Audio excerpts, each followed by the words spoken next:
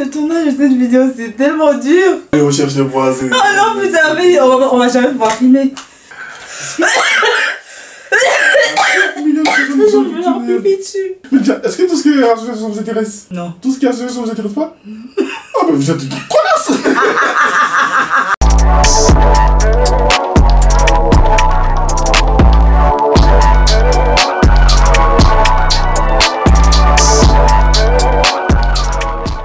Coucou la famille, j'espère que vous allez bien. Bienvenue dans la Lizone. Si vous regardez cette vidéo, ça veut dire que nous sommes le 20 avril et nous célébrons la première année d'existence de la chaîne YouTube. Venez abonner. Je suis désolée. Aujourd'hui, je suis dans des conditions particulières. J'ai décidé d'embaucher un assistant. C'est la pire idée que j'ai jamais eue. Je suis désolée. Assistant Wapou. Le tournage de cette vidéo est très compliqué parce que j'ai un assistant. Pour cette vidéo, j'ai décidé de faire une FAQ. Mais toi, y'a quoi? C'est ta vidéo? Y'a quoi? Eh, je suis fatiguée déjà. Je suis chaud pour la question, frère. Donc, c'est pas ton pour la tasse. En plus, mon maquillage a coulé, frère. Dans tous les cas, n'hésitez pas à liker, à commenter, à partager et surtout à vous abonner. Sans plus tarder, on commence notre petite FAQ. Comme je vous ai dit, j'ai un assistant qui est hyper chiant. La FAQ. On dit pas FAQ. T'es sérieux là, toi? Du coup, on passe aux questions. Oui. La toute première de la liste. Il faut que tu parles assez fort parce qu'il faut qu'on t'entende dans la vidéo. D'accord, y'a pas de soucis, t'inquiète pas pour ça. Donc rapproche-toi. J'ai une voix qui porte. Bon. Est-ce que tu sais pourquoi tes parents ont choisi de t'appeler Lydiane? La personne qui t'a envoyé le message a écrit L-I-D-I-A-N-E. C'est L-Y, madame.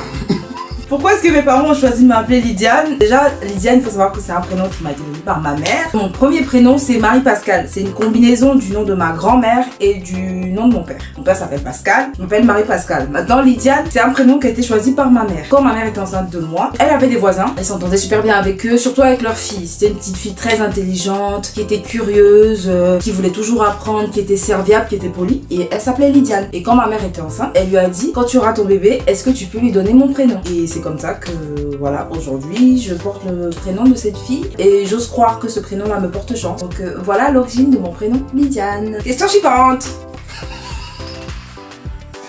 Deuxième question. Je vous ai dit que ça allait être dur. Quelles sont tes valeurs morales?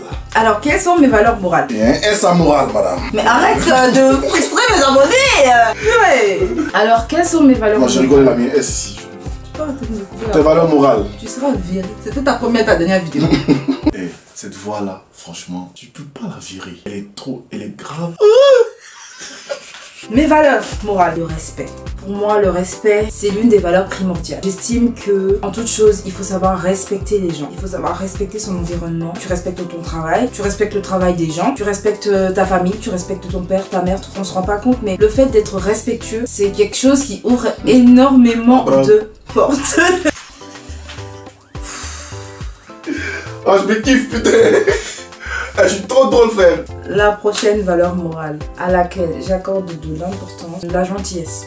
J'estime que c'est important d'être gentil. On a besoin d'un petit peu de douceur dans ce monde en fait. On a besoin de personnes qui arrivent à faire du bien naturellement, sans rien attendre en retour, sans forcément le faire pour avoir quelque chose derrière. En fait, il faut être gentil, il faut avoir de la positivité, c'est hyper important pour moi. Je vais pas vous citer toutes mes valeurs bien sûr, mais la troisième qui compte pour moi, évidemment, c'est l'humanité. Il faut être humain. On ne sait pas ce que les gens vivent, on ne sait pas ce que les gens traversent. Il faut toujours avoir de la compassion. Voilà, pour moi c'est hyper important. Donc on va retenir ces trois-là. Le respect, la gentillesse et l'humanité. Quels sont tes défauts et tes qualités? Bon, on va parler de ça. Ça sert à rien, en gros. On va passer à suivant. Pourquoi ça sert à rien? C'est une question bateau, frère. Tes défauts, tes qualités. C'est moi qui sélectionne les questions, toi tu fais que les lire? C'est moi qui pose les questions, frère. La troisième question. Où te vois-tu dans 5 ans? Celle-là, elle est belle comme question. Où est-ce que je me vois dans 5 ans? Dans 5 ans, déjà, je me vois avoir un bon job. Pour moi, c'est avoir un job que j'aime, déjà. Pour moi, c'est un bon job en soi. C'est avoir un job qui te plaît, un job que j'aime. Un job qui me paye mes factures et mes voyages. Parce que je vais beaucoup voyager au cours des 5 prochaines années. Avoir ma petite famille, mes enfants, Inch'Allah, des jumeaux, pourquoi pas. Mon petit mari. S'il est sympa, je le garde, sinon je le tège. Et ouais, c'est là que je me vois dans 5 ans. 5 ans, je me dis peut-être que je continuerai la chaîne. On verra toujours ce que ça va donner. C'est là que je me vois dans 5 ans. Prochaine question. Non, c'est à toi qu'on pose des questions, non? Bah, tu peux répondre si t'es là. Oui, je peux répondre, mais c'est pas de ça qu'il s'agit, hein. Tu veux qu'on parle de notre rencontre? J'avais vu qu'on avait des questions sur notre rencontre. Ouais, j'ai vu qu'il y avait des questions, mais sur les rencontres, on fait parler de YouTube. Bref, il veut pas parler de lui. D'où te vient l'idée de YouTube?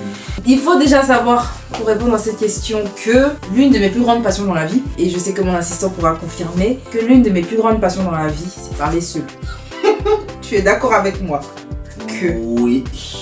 l'une de mes plus grandes passions dans la vie, c'est parler seul. Il m'a déjà interpellé plusieurs fois en me disant que j'étais une sorcière parce que je prends ma douche, je parle seule. Je cuisine, je parle seule. À la base, il faut savoir que cette caméra, je vais pas rentrer dans les détails, mais il faut savoir que j'avais acheté cette caméra pour un événement particulier qui est malheureusement pas arrivé. Voilà, je me suis dit, il faut que j'en fasse quelque chose. Je l'ai pas acheté pour qu'elle reste là sur son trépied à rien foutre. Tu aimes parler seule, t'as des histoires assez loufoques. Pourquoi ne pas ouvrir une chaîne, raconter ma life, donner des petits topos, ce genre de choses là.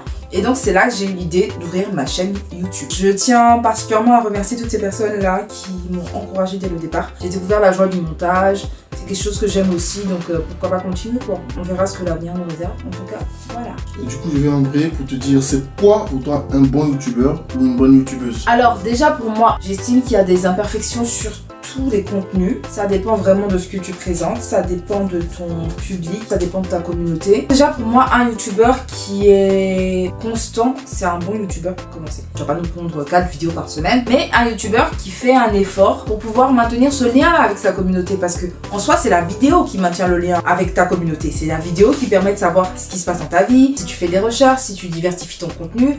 Donc pour moi, un premier point, c'est la constance. Évidemment, ça veut dire que je suis pas une bonne youtubeuse, bref. Et la diversification du contenu. Voilà. C'est-à-dire qu'en fait, c'est ça le truc, c'est qu'il faut pas que ça soit trop brouillon. Tu te spécialises dans un domaine et tu explores en fait les différents aspects de ce domaine-là. Si tu veux nous parler de la beauté, par exemple, tu peux nous parler des skincare, ensuite tu apprends comment faire le teint, tu fais une autre vidéo où ce qu'il faut faire, ce qu'il faut pas faire. Vous voyez un petit peu ce genre de choses-là. Donc pour moi, les grandes caractéristiques d'un youtubeur qui est bon dans ce qu'il fait, c'est la constance et le fait de savoir se diversifier pour ne pas que ton auditoire, pour ne pas que ta communauté tombe dans l'ennui. Voilà. Question suivante. As-tu déjà connu des échecs dans ta vie? Si oui, peux-tu citer 2 qui t'ont le plus marqué?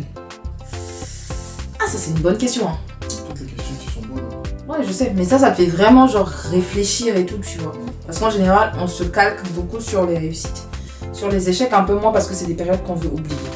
Oui, évidemment, comme tout le monde, j'ai déjà eu des échecs, hein, mais full d'échecs. Le premier échec, je dirais, c'est le fait que j'ai pas réussi mon CRFPA. Ça, c'est le premier échec qui m'a vraiment marqué. J'ai toujours voulu être avocate ou alors travailler dans le milieu juridique. Pour ceux qui savent pas, le CRFPA, c'est le concours régional CRF.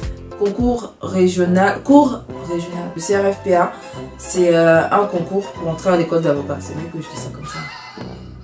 Je dirais pas qu'elle est difficile parce qu'en soi, il y a des gens qui y résistent, donc c'est pas la mer à boire en soi, mais j'étais vraiment pas dans des conditions. C'est vrai que tout le monde dira l'année 2020 a été compliquée à cause du confinement, à cause du Covid, à cause de ceci, mais pour moi, ça a été particulièrement éprouvant. J'ai vécu vraiment des épreuves qui m'ont chamboulé. J'avais archi pas la tête à réviser, j'avais pas la tête à être plongée dans mes cahiers et tout ça. Donc ça a été vraiment un échec, mais je suis pas une personne défaitiste en soi. Moi, je suis pas une personne défaitiste. Mais en vrai, je suis pas non plus une personne qui perd 15 000 ans sur un truc qui marche pas. Moi, si j'essaie un truc que ça marche pas, basta, je me concentre sur autre chose. Clairement, je suis pas là à dire ouais, ça va marcher, redoubler d'efforts. Je redouble pas d'efforts, je donne mon énergie dans quelque chose qui peut marcher. Tu vois un peu. C'était pas une bonne expérience, mais je me dis que je peux toujours travailler dans autre chose, dans le droit. Je suis pas obligée d'être avocat, je peux être juriste d'entreprise. Ça me plaît tout autant. Donc clairement, ça, y a pas de problème dessus.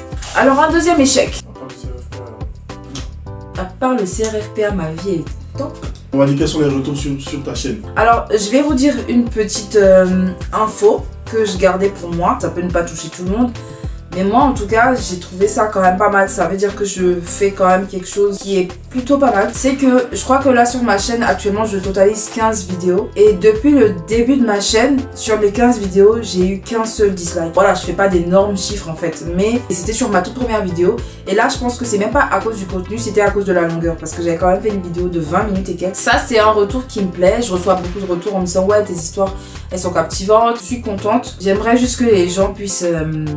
voilà, s'abonner un petit peu plus quoi, parce que quand je regarde mes stats, il y a plein de vues, mais derrière, il n'y a pas beaucoup d'abonnés. Les gars, s'il vous plaît, ça serait vraiment gentil de votre part de m'aider un petit peu dans mon travail. Si vous aimez ce que je fais, si vous trouvez que je fais du bon travail, si vous trouvez que je peux m'améliorer, s'il vous plaît, abonnez-vous pour qu'on puisse évoluer ensemble. Merci. On dirait un slogan électoral, tu trouves pas? Ouais. Prochaine question. Prochaine question. Quelle est ta plus grande peur ou ta plus grande phobie? Un souris. J'ai peur des souris, mais c'est pas ma phobie. Alors pour répondre à cette question-là, il faut savoir que je suis très claustrophobe. Je suis claustrophobe, mais comme pas possible en fait. Pour vous donner un simple exemple, vous voyez quand on est dans le métro, vous savez qu'on s'arrête en fait en plein milieu de la voie et qu'on nous dit nous serons immobilisés pour genre 5 secondes, mais moi je panique, je stresse. Quand je suis en voiture et qu'on prend un tunnel, ça me fait stresser. Je vous parle même pas des ascenseurs. Si l'ascenseur est pas grand, je stresse. Il bloque un petit peu avant de s'ouvrir. Moi, je panique 2 minutes. Je sature en fait. Je suis capable de pleurer, de faire une crise de nerfs simplement parce que je suis enfermée. Ma plus grande peur en soi, c'est d'être enfermée dans un ascenseur. Je sais pas comment je vais faire. Je vais paniquer, suffoquer et mourir. Voilà. Ma deuxième peur, c'est les batraciens. J'ai peur, mais une peur bleue, de tout ce qui est crapaud, grenouille. Rien que d'en parler, ça me fait un truc en fait. Une fois, j'ai pleuré parce que j'ai marché sur un crapaud qui était mort. Pour vous dire. Donc voilà. La toute dernière des questions. Merci. Ça sera celle-là. Si Dieu te donne la chance de revivre certaines choses, quelle erreur tu ne commettrais plus? Parce que la personne a mis tu ne commettras. Mais je pense que je commettrais.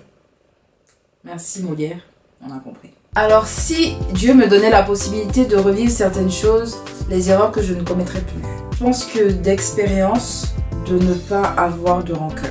Franchement, dans tout ce que vous vivez, dans toutes les choses que vous traversez, arrangez-vous à ce que votre cœur soit libre.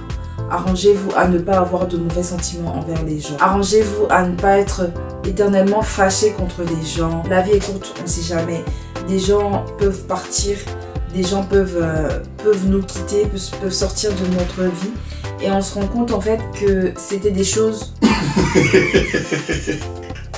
Même quand j'essaie d'être sérieuse en fait. Mon discours était tellement beau. C'est trop sérieux, frère. Détends-toi. Cool, relax. Bref, ne gardez pas de mauvais sentiments en cœur.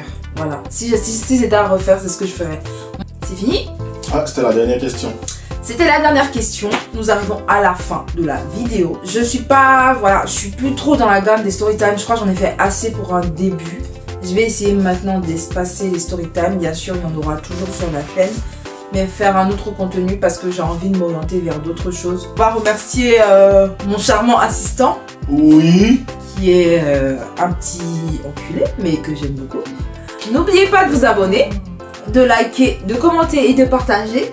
Et on se retrouve très bientôt pour une vidéo. C'est vrai que je le dis jamais, mais allez vous abonner aussi à mon petit compte Instagram. Sur TikTok, je suis là-bas aussi. On va s'enjailler un petit peu, tu vois comment ça se passe. Voilà, cette année-là, on va essayer voilà, de se faire ça un peu chap-chap en fait. On va essayer de publier plus de choses. Je vous aime. J'espère que vous m'aimez aussi. Et on se dit à la prochaine pour une autre vidéo. Bisous! C'est fini! Fin des questions. Allez. Coupe. Tiens. Je coupe où? Ah, puis vous écrit movie.